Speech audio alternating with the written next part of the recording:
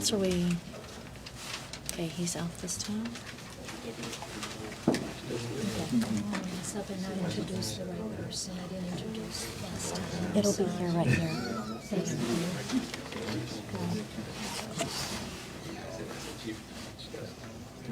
Are we ready? Okay. Good afternoon. I'm Janice Gilley, Escambia County Administrator, Escambia County, Florida. I have with us today, we have Bruce Woody, Executive Director of ECUA, Marlene Santos with the Gulf Power, Florida Power and Light. We have State Representative Alex Andrade, State Representative Jer Williamson, Senator Doug Broxson. We have the Sheriff, we have Commissioner Robert Bender, and it's Sheriff David Morgan. Mayor Cherry Fitch with Gulf Breeze, our Emergency Manager Eric Gilmore, Jason Rogers, our Public Safety Director, and Deputy Chief Chip Simmons. I just wanted to mention that our community, our employees and our partners are working 24/7 to try and support the community in the aftermath of Hurricane Sally. We are working very closely with our state and federal partners. I've mentioned them almost every time we've been here, and I would like to personally thank, this morning we had CFO Petronas and Attorney General Ashley Moody here, and then we've also, we are expecting a visit from the governor, the lieutenant governor, the Secretary T-Boat from Department of Transportation, and also Director Jared Moskowitz from DEM, and so we're very thankful to have them come today. We are working on our county infrastructure assessments, as I mentioned this morning. We have put on our, they've just changed it, but we have what's called our county damage assessment tool. And that damage assessment tool will help real time determine where we are in terms of our damage of our facilities, our ponds, our drainage, our roadways, and our buildings. One of the things that we are doing with that tool is we are showing the dwellings. And when we have the dwelling damage, we're able to show in real time how many have actually been totally destroyed, have major damage, have minor damage, or have been affected. Currently, we have about 240 of those. And then in terms of the other damages that I've mentioned to you, in real time we've been watching, and that has gone between $900,000 and $1 million in damage of assessment just this afternoon. So we are doing a new tool. It is a GPS factored tool, and that will help us whenever we do our public request to FEMA. They will request those that particular information. Because we still have no electricity or water at our county facilities, we are still not going to be open to the public again tomorrow. We are still continuing that assessment. I did want to mention that we do still have urban search and rescue teams that are out and about. They are going from home to home in the flooded and the more severely damaged neighborhoods. We mentioned this morning about contractors. We would like to continue to urge the public to make sure that you're very careful whenever you're choosing your contractors, and to always seek if they have professional licensure with the Department of Business and Professional Regulations. We will start seeing some of those requests and those folks come through your neighborhoods. We also ask that you report price gouging. That's very important. So as we were reminded this morning, there's a price gouging hotline that's 1-866-9-NO-SCAM. Or you can visit myfloridalegal.com to find any opportunities for consumer tips or complaints. We've been telling you that we would like you to please reserve 911 for life-threatening requests or any down power lines. And then also our Citizens Information Line is still available 24 hours a day, and that number is 850-471-6600. We've encouraged you to visit myescambia.com, the Storm Center, and now I'd like to ask Commissioner Robert Bender to step forward. Thank you, Administrator Gilley. First off, as we were coming in, we did get an update on the Bob Sykes Bridge. The engineering report was completed. We do have some erosion of the road around the bridge, so the bridge itself is structurally sound. But for the southbound lanes, there's been erosion on both the north and south end of the bridge. So we'll be working over the next week or two to replace that. And then we'll shift to the north side and repair some minor damage that's over there. Right now, the Bob Sykes Bridge is open for residents and those that have stickers. So if you're the contractor, you can get a sticker through our licensing department so that you can get on the beach. You're using the northbound lane in two directions. So also, I know that Our utility partners will be discussing about water and power, not just on the beach, but they're working hard to restore those services throughout the county and also in the rest of District 4. But I do want to thank Bruce Woody for his help in getting all that restored and keeping us informed of what's going on, not just on the beach, but through the rest of the county as more of our hospitals and things like that have come online. So thank you for that. And now I'd like to introduce Escambia County Public Safety Director Jason Rogers. Thank you, Commissioner. Good afternoon. We continue to respond to search and rescue missions. We have included some new resources today. The Humane Society animal rescue teams have been going out and going into the neighborhoods and looking for strays or affected animals. The Escambia County Sheriff's Office, the Fish and Wildlife Commission, Escambia County Fire Rescue, United States Coast Guard continue to do water rescue missions as needed. We have also included today FEMA, Florida Task Force 5, USAR, and Oklahoma Task Force 4, USAR as well. The National Guard Air Ops has started flying damage assessment flights in helicopters, and the Civil Air Patrol is surveying our flooded streams and rivers. We are now staging a fire and an EMS strike team around Escambia County. As we see some of the infrastructure come back up, we have learned in the past that fire and EMS issues will become post concerns from us from post-storm. As far as the shelter report goes, we have 16 individuals sheltered at the Success Academy, which is down about half, and we currently have 259 people sheltering at the Bay Center. Currently, we're also sheltering 8 animals. The good news for Pensacola Beach and Perdido Bay is that there were portalets delivered this afternoon. So those are going to be near the fire stations, Casino Beach, and I believe along the Perdido Bay or Perdido Key Boulevard. So that's all the operational information that I have. I would like to introduce Eric Gilmore, the emergency manager. Yes, ma'am. Good evening. Some news about the rivers. The Escambia River is expected to crest at 25.2 feet early Friday afternoon. At 24 feet is where we start seeing some water inundation in homes around Worley Road in McDavid, Daffin Road, and Fairground Road in Molina. So those residents will be notified and have been notified of the potential of the rising water in their homes. Perdido River is expected to hit flood stage around 22.4 feet later on today. Should be at the highest point, and at that level we see water in houses on the first floor built on stilts just north of Perdido, Ventures Perdido River. We are working on getting pods stood up. We have our 8 sites identified. We pushed a mission to the state. We're waiting on the assets to come in. We're hoping to start receiving commodities this afternoon. If we start receiving commodities this afternoon, we're planning on starting first light with the pods. The National Guard is going to assist us with establishing the pod sites. At the latest, it will start Saturday morning. But we're trying to get commodity in. We're having some flooding issues on the river, on the I-10, so we're trying to make sure that the commodities come in. What's that? State Logistics is pushing that out to us. So we're waiting. State Logistics is pushing those commodities to us. We're working with the State Logistics to do that. The last thing is Jason Rogers said safety. We got additional crews coming in. As power comes back up, people leave things on in the house.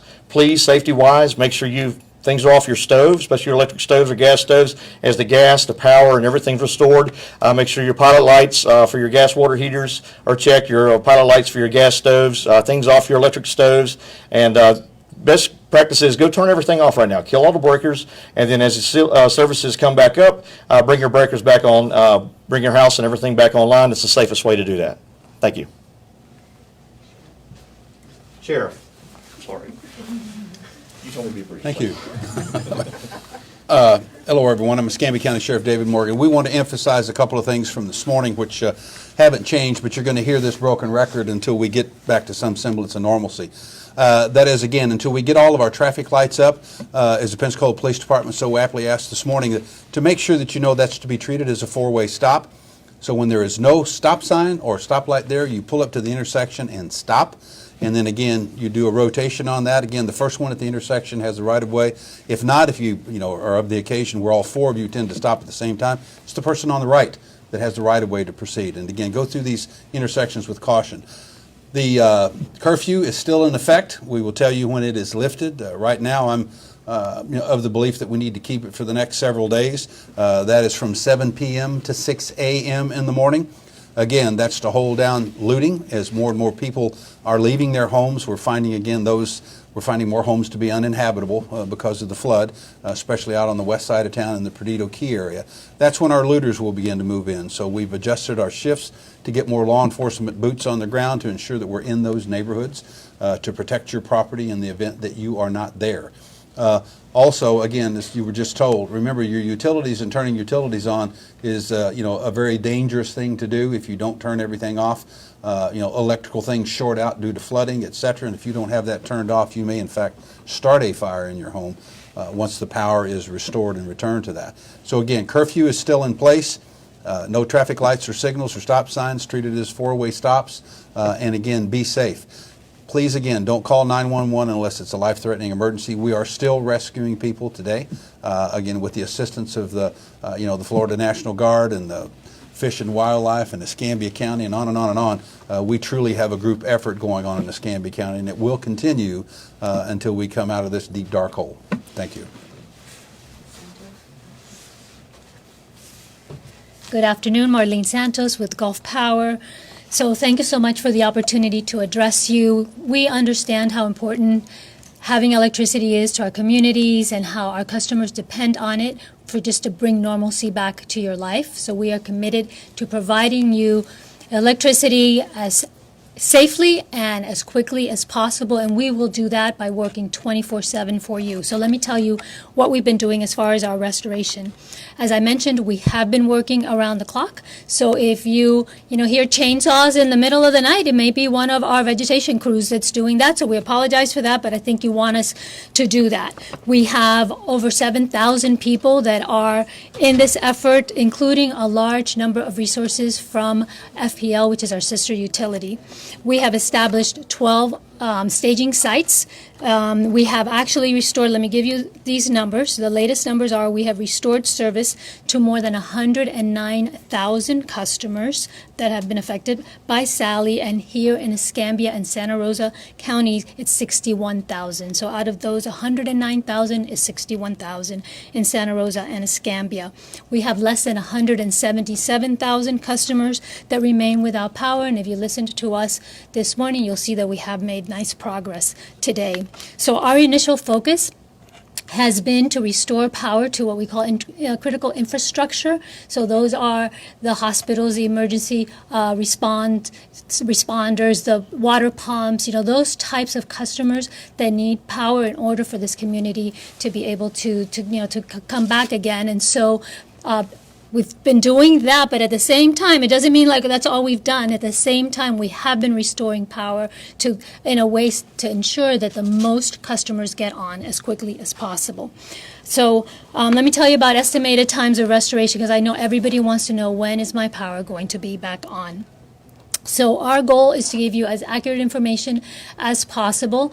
And so what we have been doing starting yesterday and we've been doing today is doing assessment. And remember, we're doing that assessment while we're also restoring. But a piece of my resources are doing assessments. And so that includes, we have 4 drone teams that have been doing aerial photographs of our infrastructure. We have 2 helicopters that have been going around to understand what's happening with the grid. And then we have people with boots on the ground going around to try to figure all of that out. This afternoon, when I leave here, I'll be going back to our command center, and there my team will be presenting that to me along with data from the models, because we do have models that give us estimates based on knowledge of the wind speeds and our infrastructure and all of that. So we'll put all of that together and come up with how long we estimate this restoration is going to take us. So we will have that information. I'll figure that out tonight, and so we will definitely be putting it out either tonight or early tomorrow morning, so that at least our customers will know, okay, that's as long as it will take. That does not mean that so throughout that entire time, customers will be getting restored as they have been so far. So that's what's been happening as far as restoration. You'll be able to get that information, golfpower.com, our app. We'll be doing these types of events. We just did a Facebook Live. I mean, all of that will be available to our customers so that you can stay connected with us. Some of our customers have been asking, what can we do to help you? So there are a few things that you can do to help us. First of all, get off the roads. If any of you have been driving around, you see all of our trucks and everything. I mean, some of them are having major issues with traffic, and our sheriffs have been helping us with doing escorts and all of that, but we need all the help that we can get trying to get those trucks through. So you can help us with that. Please don't talk to our crews, not only for social distancing purposes, but they need to be focused. They need to be doing their work. So please don't talk to them. And at this point in time of the restoration, because we're early on, we really don't need you to be calling in to let us know that you're out. We have smart meters in the network. We know that you're out, so there is no need for you to call us. But if you do have something that you're concerned about, like a down power line or something like that in the back of your home, then call us. We have our agents available for those types of emergency issues. So with that, thank you so much for your patience, and just know that we are here for you 24/7, and we're going to get your power back on safely and as quickly as possible. Thank you so much. And now, Mr. Bruce Woody with ECUA. Good afternoon. My name is Bruce. Sure. Good afternoon. My name is Bruce Woody. I'm with the ECUA. Have some good updates to share this afternoon. Pensacola Beach wastewater treatment plant is now online and providing full service, including all of its pump stations. The water service is pressurized. Staff continue to work on that system, identifying where we have breaks at various locations. So residents will be receiving intermittent water pressure and water service as we continue to go through that process. So we're making good, positive progress out on the beach. By the way, I certainly appreciate the help and assistance we received from the county and the Sheriff's Department to gain access to the beach through a bit of a traffic jam that was out there today. That helped us immensely earlier this morning. Our water system, we now have 17 wells in service. Our 18th well will be in service a little bit later on this afternoon. And right now, pressure around Baptist Hospital and that core area of downtown is now up to about 2/3 of normal. So it continues to rise at both as we bring on wells and as we make repairs or isolate individual problems out in the system. Update on the wastewater system. We now have all 3 plants in service. Our Bayou Marcus plant continues to run under generator power, but the others all are in service. Approximately 25% of our lift stations are operating. Most of those are under generator power. Many of the others are under manual operations, so staff are cycling through the various locations to be sure they're kept pumped down and remain in service. It's a very personnel-intensive operation, but by doing that, we're providing full service to our wastewater system, and certainly appreciate the help we're continuing to get from Gulf Power, especially priorities on getting our well system back on, but also assistance with our larger pump stations as well. For sanitation, as you know, we collected what was effectively Tuesday's normal collection day today. Tomorrow we'll be collecting what would normally be Wednesday's service. And then on Saturday we'll be collecting what would be Thursday and Friday's service. We're bringing on some additional staff to complete that action. Our intentions are to have caught up with all of this week's collection by the end of the day Saturday so that we can begin next week on a normal rotation. Again, we're providing trash collection, not recyclables, not yard side trash, just conventional trash collection. Again, normal service will begin on the normal scheduled days next week. Again, thank you to Gulf Power and their assistance in prioritizing things, the county this morning, and our access to the beach in Perdido Key. And first and foremost, though, thank you to our customers that have been very patient and understanding as we've worked to restore our services to each of you. Okay, thank you. So we have been joined by some more guests, the mayor, Commissioner May, and CFO Petronas again. We all actually have a meeting with the governor, and so we're going to have to kind of wrap this up in a little bit. So we want to take some questions, but I want to make sure you know that we're not leaving. They're here? Yeah. So the governor's here, and so we do need to go to that, but I would like to see if there were any burning questions that we needed to answer at this moment. I got a question for the mayor. We don't have national media here. This is sixth press conference. We haven't heard anyone mention FEMA. Our congressman is missing in action. Do you feel like you're getting the national attention we should be getting? Rick, I do want to say, I just spent time with our congressman and our governor. We flew over some sites, and the CFO was with us, and Lieutenant Governor. We were with them. I've just been discussing this with Congressman Gates. We talked about some of the things that we need. I was with Jared Muskowitz from FDM was Florida. Yes, was there as well. So again, we had the opportunity to be there as a part of that and have those discussions as well. So you feel like we're getting the national attention we're going to need? We're going to get there. We're going to get there. I think we had plenty of people there. We're going to get to what we need to do. Thank you. Jared Moskowitz says FEMA's doing flyovers today and tomorrow to assess damages, so that's how they kind of will move forward with their estimates. And I would also let you know that we do have a gentleman here, Jeff Coleman, is our representative for FEMA, and he is now here in the EOC. He will be here starting with the teams doing assessments over the next several weeks. So if anybody has any questions, yes, feel free to ask me, and I will follow up and get you any answers. Yes, we definitely want to do that. Thank you.